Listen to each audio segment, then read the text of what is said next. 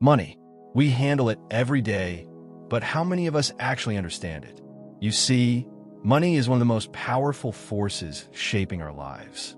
It dictates what we eat, where we live, the choices we make, and the future we imagine for ourselves. And yet, most of us were never really taught how it works. Think about it. We spend years in school learning math equations we'll never use, memorizing dates from history, and writing essays on literature. All of that is important, but very few schools sit you down and explain the financial concepts that will determine whether you live paycheck to paycheck or build a life of stability and freedom. This is where most people struggle. They may know how to earn money, but they don't know how to manage it, grow it, or protect it. That's why so many hardworking people still end up broke, confused, and constantly stressed about their finances. But here's the good news. Financial literacy isn't rocket science. You don't need to be an economist or a math genius to understand the basics. What you do need is awareness, discipline, and the willingness to learn. And today, that's exactly what we're going to do. In this video, we'll take a deep dive into the basic financial concepts you should understand. These are the building blocks of personal finance, the foundation on which wealth is built. We'll cover everything from the nature of money itself to budgeting, saving, debt, investing, and ultimately financial independence. By the end of this video, you won't just know the definitions. You'll understand them in a way that makes sense in your daily life. You'll see how each concept connects to the decisions you make, and how mastering them can shift you from financial stress to financial confidence. So grab a notebook, settle in, and let's start this journey. Because once you understand these concepts, you'll never look at money the same way again. The concept of money itself. Let's begin at the root. Money itself. We throw this word around every single day. I need more money. I don't have money for that. Is this worth my money? But what exactly is money? At its core, money is a medium of exchange. Thousands of years ago, before money existed, people traded through barter. A farmer might exchange sacks of rice for a fisherman's catch. But barter had one big problem. It required a double coincidence of wants. The fisherman had to want rice at the exact same time the farmer wanted fish. If not, no deal. Money solved this problem. It became a universal tool everyone could agree on, a bridge between what one person had and what another wanted. It is also a store of value, meaning you can keep it and use it later, unlike fresh fish that spoils in a day. And finally, money is a unit of account, a standard measure we use to compare value. Without money, how would you know if a cow was worth 3 goats or 10? Now, here's the key insight. Money itself has no real value. Think about the paper bills in your wallet. They're just cotton and ink. The only reason they mean something is because we as a society trust that they do. It's a collective agreement. That's why some people say money is really an illusion backed by faith. But if money is built on trust, what happens when that trust weakens? Enter inflation. Inflation is the silent thief of your wealth. It's what happens when the same amount of money buys you less over time. Think back a few decades. In the 1990s, $100 could buy a full cart of groceries. Today, depending on where you live, that same $100 might barely cover 2 or 3 bags. That's inflation at work. It erodes purchasing power. This is why simply holding on to cash, stuffing it under your mattress, or keeping it in a savings account that pays next to nothing in interest is dangerous. Over time, inflation quietly eats away at it. Understanding money also requires a mindset shift. Many people think of money only in terms of survival. Pay bills, buy food, get by. But money is also a tool for freedom. If you understand how to manage it, you can use it to buy not just things, but time, choices, and opportunities. Let me give you an example. Imagine 2 friends, Lois and Jane. They both earn the same salary. Let's say $2,000 a month. Lois sees money as just a way to pay bills. He spends almost everything he earns and saves very little. Jane, on the other hand, sees money as a tool. She budgets, saves consistently, and invests. 10 years later, they both face a financial emergency. Lois is stressed and broke. Jane has a cushion of savings and investments that not only protect her, but also give her options. Same income, very different outcome. all because of how they understood money.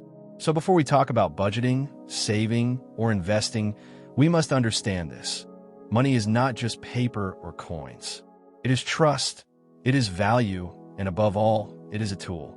The better you understand it, the better you can use it to build the life you want. Income, the lifeblood of finances. If money is the tool, then income is the fuel that powers it. Without income, there's no money to manage, save, or invest. Most people think of income simply as the salary they collect at the end of the month. That's part of it, but income is broader and more layered. In fact, we can break it down into three main categories: active income, passive income, and portfolio income. Active income is the money you earn by trading your time and skills for wages. If you work as a teacher, a doctor, a driver, or an office worker, your paycheck is active income. It's the most common type, but it has one limitation. It depends on your time. The moment you stop working, the income stops. Passive income, on the other hand, is money that flows in with little or no daily effort. Rental income from property, royalties from a book, or dividends from investments. These are passive streams. They take effort to build, but once established, they continue to generate cash even while you sleep. The third type, portfolio income, comes from investments like stocks, bonds, mutual funds, and businesses you don't actively manage. It grows as your assets appreciate in value. Now here's the golden rule. Financial security rarely comes from one source of income. Relying solely on your salary is risky. Think about it. If that job disappears tomorrow, your income disappears with it. But if you have multiple streams, you create a safety net. Let's illustrate this with two people, Sam and Joe. Sam has one job that pays him $2,500 a month. Joe earns the same from her job, but she also rents out a small apartment that brings in $500, and she invests in dividend-paying stocks that add another $200. If both lose their jobs, Sam's income drops to zero. Joe still has $700 coming in. That difference can be the line between panic and stability. So, the first financial concept to master after money itself is income. Ask yourself, how many streams of income do I have right now? If the answer is only one, it's time to think about how to diversify. Because wealth isn't about how much you earn from one source. It's about how many doors you have open. Budgeting and cash flow management. Now that we've covered income, the next step is learning how to manage it. This is where budgeting comes in. Think of your income like water flowing into a tank. If the tank has leaks, unnecessary spending, poor planning, or impulsive purchases, the water drains out and you're left empty. Budgeting is the act of sealing those leaks and directing the flow where it matters most. At its simplest, a budget tracks two things: inflows and outflows. Inflows are your income, salary, side hustle, passive earnings. Outflows are your expenses, rent, bills, groceries, entertainment. When inflows exceed outflows, you save. When outflows exceed inflows, you drown in debt. One of the most practical budgeting frameworks is the 50/30/20 rule. This means 50% of your income goes to needs: housing, food, transportation, utilities. 30% goes to wants: dining out, subscriptions, leisure. 20% goes to savings and debt repayment. Let's break this down with a real-world example. Say you earn $2,000 a month. $1,000 covers your needs: rent, groceries, transport. $600 covers your wants: Netflix, restaurants, shopping. $400 goes into savings or debt repayment. Simple, right? But here's the challenge. Most people flip the script. They spend 70% or more on wants, borrow to cover needs, and save almost nothing. That's why despite earning decent salaries, they live paycheck to paycheck. Another approach is zero-based budgeting. With this method, every single dollar is assigned a job. Nothing is left floating. If you earn $2,000, you plan exactly how all $2,000 will be used, whether for bills, savings, or investments. At the end of the month, your budget balances at zero. This doesn't mean you're broke. It means your money has been fully directed. There's also the envelope method, a bit old school but still powerful. You literally divide cash into envelopes for each category: rent, food, transport, entertainment. Once an envelope is empty, no more spending in that category. This physical act creates discipline because you see the money leaving. Of course, today many people use apps that track spending automatically. Apps connect to your bank account, categorize expenses, and show you in real time where your money is going. But whether you use paper, envelopes, or apps, the principle remains the same. Control your cash flow. Now, let's make this relatable. Imagine Damsel and David both earn $2,000 a month. Damsel never budgets. She spends freely, pays bills late, and uses credit cards when money runs out. David, on the other hand, budgets carefully. He lives on 70% of his income, saves 20%, and invests 10%. After 1 year, Damsel has debt and stress. David has savings and peace of mind. Same income, different outcome. The difference? Budgeting. Here's the truth. Budgeting is not about restriction. It's about freedom. It gives you clarity. It tells your money where to go instead of wondering where it went. And when you master it, you build the foundation for every other financial concept we're about to explore. Saving and the power of compound interest. Now that we know how to budget, the next concept is saving. Here's something many people don't realize. Saving money isn't just about security. It's about creating opportunities. When you save, you're building a cushion that protects you from unexpected events. And at the same time, you're giving yourself the power to make choices. Imagine two scenarios. First, you have no savings. Suddenly, your car breaks down or you lose your job. What happens? Panic, debt, borrowing from friends, or maxing out your credit card. In the second scenario, you build an emergency fund that covers at least 3 to 6 months of expenses. When life throws the same curveball, you can handle it calmly. That's the power of saving. But saving goes beyond just stashing money in a jar or a basic account. The real magic begins when you understand compound interest. Albert Einstein once called compound interest the eighth wonder of the world. Why? Because it's money that earns money. Let me explain. Simple interest means you earn interest only on the amount you originally put in. Compound interest, on the other hand, means you earn interest on both your original money and on the interest it has already generated. In other words, your money grows on itself, like a snowball rolling downhill, getting bigger and bigger. Here's a quick example. Suppose you invest $1,000 at 10% interest annually. After 1 year, you have $1,100. That's simple enough. But in year 2, you don't just earn 10% on your original $1,000. You also earn it on the $100 interest from year 1. That means in year 2, you end up with $1,210. By year 3, it's $1,331. Over time, the growth accelerates dramatically. To see how powerful this is, let's compare two friends, Alina and Chris. Alina starts saving $200 a month at age 20. Chris waits until age 30 to do the same. They both invest their savings at 8% annual return. By age 60, Alina has over $600,000, while Chris has less than half that, even though they save the same amount each month. Why? Because Alina gave her money more time to compound. Time is the secret ingredient. This is where the rule of 72 comes in handy. The rule of 72 is a quick formula to estimate how long it takes for your money to double with compound interest. You simply divide 72 by the interest rate.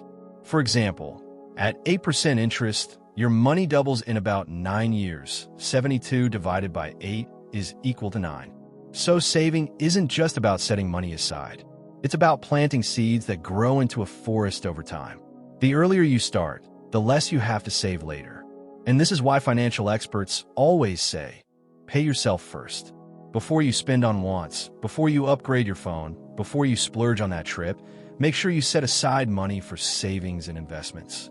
Because at the end of the day, the money you save and grow is what buys you peace of mind, freedom, and future opportunities. Debt, the double-edged sword. Now let's talk about something that traps millions of people. Debt. Debt is a tool, like fire. It can cook your food or burn your house down. Used wisely, debt can help you acquire assets that grow in value. Used poorly, It can chain you to years of financial stress. So what exactly is debt? It's borrowed money that you must pay back, usually with interest. The lender profits by charging you for using their money, and the longer you take to repay, the more you owe. Let's break debt into two categories: good debt and bad debt. Good debt is money borrowed for something that increases your wealth or future earning potential. For example, taking a student loan for a degree that leads to a higher-paying job can be good debt. A mortgage for a home that appreciates in value or generates rental income can also qualify. Bad debt, on the other hand, is borrowing for things that lose value quickly or don't generate income. Credit card spending on clothes, gadgets, or vacations is classic bad debt.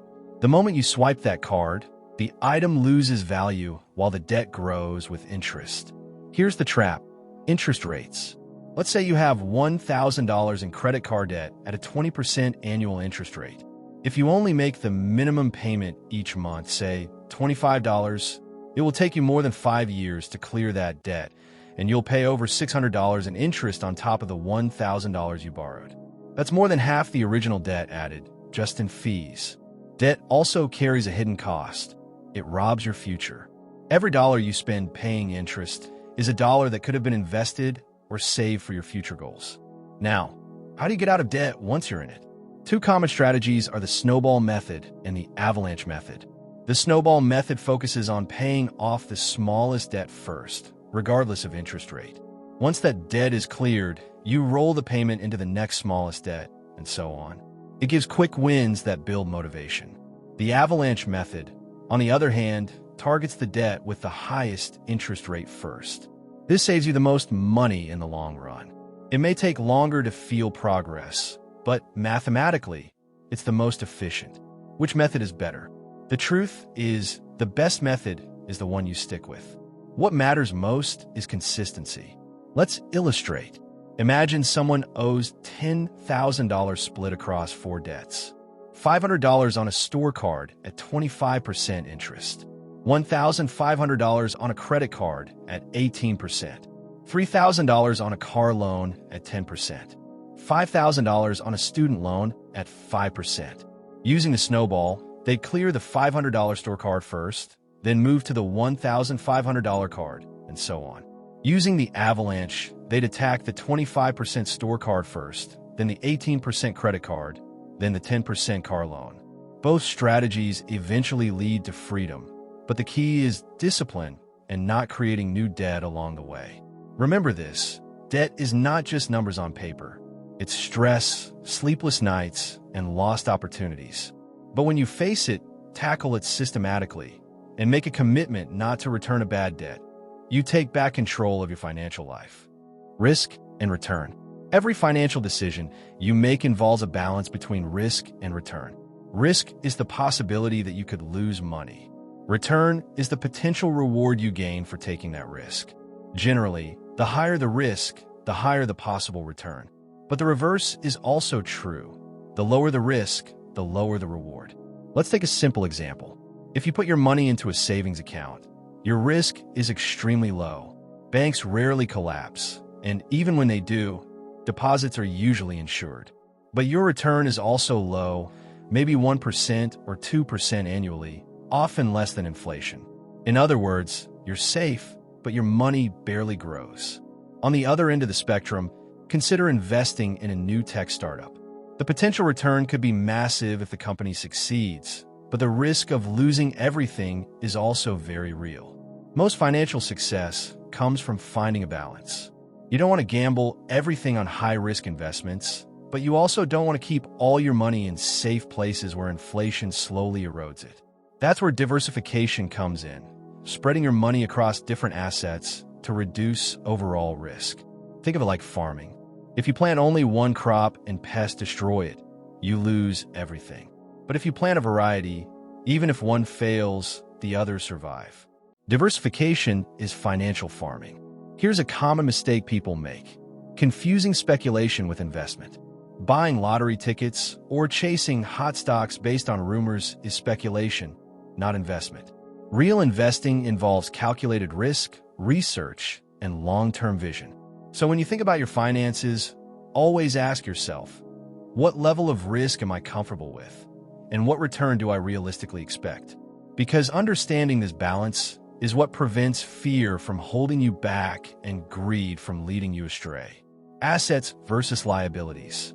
If there's one financial concept that can change your entire outlook, it's this: the difference between assets and liabilities. An asset is anything that puts money in your pocket. A liability is anything that takes money out. It's that simple. Here's where many people get it wrong. They believe their home is their biggest asset. But is it really? If you're paying a mortgage, property taxes, repairs, and utilities every month, is your home generating money or costing you money? Unless it's a rental property bringing an income, your home is technically a liability. Now, let's look at everyday items. A car you bought with a loan? Liability, it depreciates the moment you drive it off the lot, and it costs fuel, maintenance, and insurance. A new phone? Liability, stylish, yes, but it drains your pocket without returning value. On the other hand, a rental apartment? Asset, it generates monthly rent. Shares in a company that pay dividends? Asset, money flows into your account. Even a side business you run online? Asset, it puts cash in your pocket while you sleep. Here's the secret wealthy people understand. The goal is to acquire more assets and minimize liabilities. Ordinary people often do the opposite. They collect liabilities thinking they're assets. They buy fancy cars, huge homes, designer clothes, all of which drain money. The wealthy focus on assets that create streams of income. Let's take an example. If you earn $5,000 a month and spend $4,500 on bills, luxuries, and debt, you may look successful, but you're not building wealth. But if you earn $5,000, live on $3,000, and invest $2,000 in assets, over time those assets start paying you. Eventually, your assets can cover your expenses entirely. That's financial independence. So the question to always ask yourself is, am I buying an asset or a liability? Because every financial decision either moves you closer to freedom or keeps you chained to expenses. Inflation and purchasing power. Let's circle back to something we touched on earlier: inflation. Inflation is the general increase in prices over time. It reduces the purchasing power of your money. What you could buy with $50 20 years ago might now cost $150. At first, inflation seems small, 2% here, 3% there. But over time, it compounds. Just as compound interest grows your savings, inflation compounds to shrink your money's value. Here's why this matters. Suppose you're saving $100,000 for retirement in 20 years. If inflation averages 3% annually, those savings will only have the purchasing power of about $55,000 by the time you retire. That means your future lifestyle could be far more limited than you expect. That's why simply saving is not enough. To protect yourself, you must grow your money at a rate higher than inflation. That's where investing comes in. Stocks, real estate, and other growth-oriented assets have historically outpaced inflation over the long term. Another important note: inflation doesn't affect all goods equally. Essentials like food, fuel, and housing often rise faster than luxury items. That's why everyday people feel inflation more sharply than the wealthy. If bread doubles in price, the millionaire doesn't notice, but the average family certainly does. So when planning your finances, always account for inflation. Don't just think in today's dollars. Ask yourself, what will this money be worth 10, 20, or 30 years from now? That's the true measure of purchasing power. Investing, making money work for you. Saving protects you, but investing grows you. It's how you move from financial security to financial independence. Investing means putting your money into vehicles that can generate returns over time. The most common ones are stocks, bonds, real estate, and mutual funds. Stocks represent ownership in a company. When the company grows and profits, you benefit through rising stock prices and sometimes dividends. Stocks are riskier, but offer higher potential returns. Bonds are loans you give to governments or corporations. In exchange, they pay you interest. Bonds are safer, but yield lower returns. Real estate involves owning property, which can generate rental income and appreciate in value. It requires more capital upfront, but can be a powerful wealth builder. Mutual funds and index funds pool money from many investors to buy a mix of assets. They provide diversification, which lowers risk, and are great for beginners. Now here's a principle to remember. It's not about timing the market, it's about time in the market. People who jump in and out based on short-term trends often lose. Those who stay consistent, investing month after month, year after year, build wealth. One strategy that works well is dollar-cost averaging. This means investing a fixed amount regularly, regardless of market ups and downs.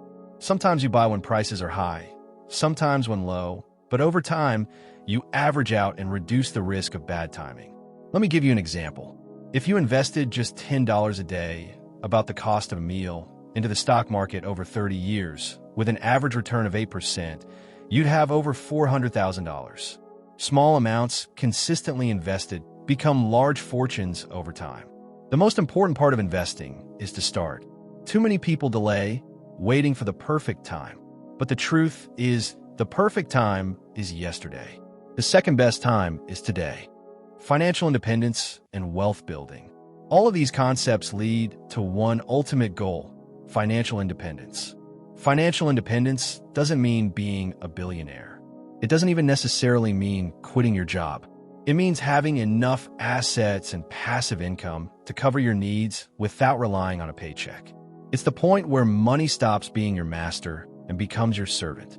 One movement that has grown popular is called FIRE, financial independence, retire early.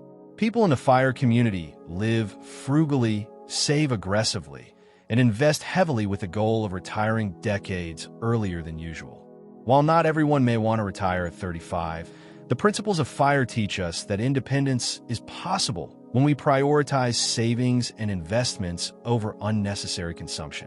Wealth building follows a simple cycle: earn, save, invest, repeat. Over time, the compounding effect of this cycle creates financial growth far greater than any lottery win or quick scheme could ever provide. The biggest obstacles are not mathematical, they're psychological. Fear of starting, impulse spending, peer pressure to keep up with others, lack of patience to let investments grow. If you can overcome these mental hurdles, wealth is within reach. Remember, financial independence is not just about money. It's about freedom of choice. It's being able to say no to a toxic job, yes to spending time with family, yes to traveling, yes to building your dreams. That's the true reward of understanding and applying these financial concepts. Let's bring it all together. Today, we've covered the basic financial concepts you should understand. Money as a tool of trust and value. Income as the lifeblood of your finances. Budgeting and cash flow management to control your spending. Saving and the incredible power of compound interest. Debt as a double-edged sword. Risk and return, the balance that guides investment choices. Assets versus liabilities, the simple test that determines wealth. Inflation, the silent thief of purchasing power. Investing, the engine that makes money work for you. And financial independence, the ultimate goal of financial literacy. Here's the truth. You don't have to master all of these overnight, but you do need to start. Pick one area, maybe budgeting, maybe paying off debt, maybe beginning to save, and take action. Step by step, these concepts will transform your financial life. Because at the end of the day, financial freedom is not about luck. It's about knowledge, discipline, and consistency. If this video gives you clarity, share it with someone who needs it. Subscribe for more content like this. And remember, money isn't everything, but understanding it changes everything. Your financial journey begins with understanding. Now it's time to act.